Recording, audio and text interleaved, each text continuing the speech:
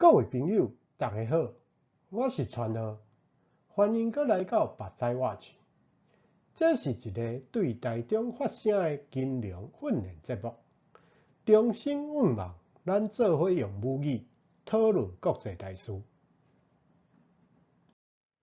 2025年4月2號，川普总统口中的貿易解放日，代表实体经济的关税开战，造成美债的境外需求降低，害美元的影响力嘛变弱。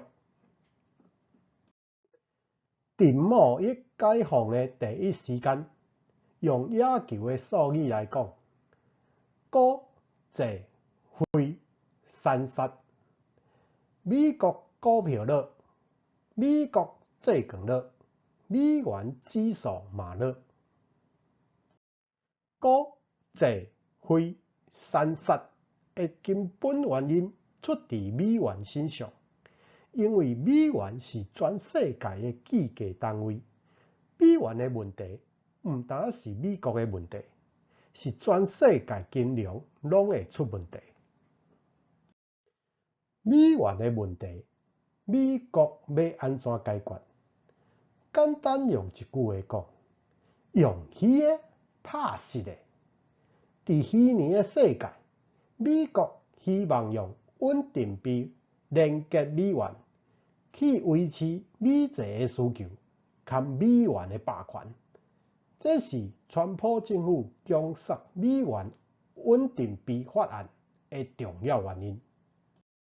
2025年3月8號，伫加密貨幣高峰會頂懸，財政部長拜登講，美國會當用穩定幣來強化美元，繼續做全球儲備貨幣，而且會當推升美債的需求。這個辦法若行會通，真正是一兼二顧，望拿兼洗褲。什麼叫穩定幣？首先需要強調，穩定幣唔是央行數位貨幣 CBDC。換一句話講，穩定幣發行商無印錢的權力，印錢的權力也是歸美國中央銀行 Fed 伫管。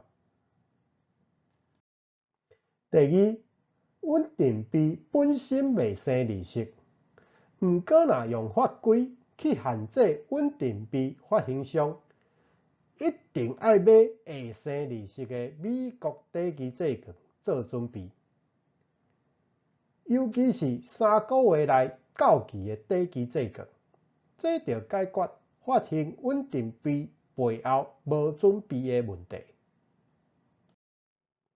穩定幣是一個民間版的數位貨幣，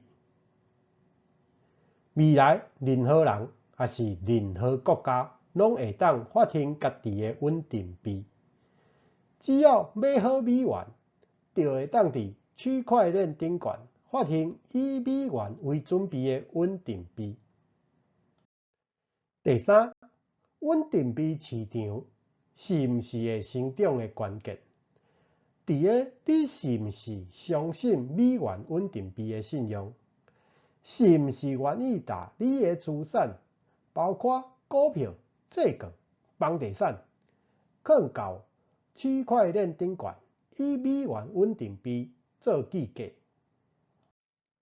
另外，當美國政府和華爾街做伙要把實體經濟轉化到虛擬經濟，你若毋對，是毋是會有資產增值缀袂到人的問題？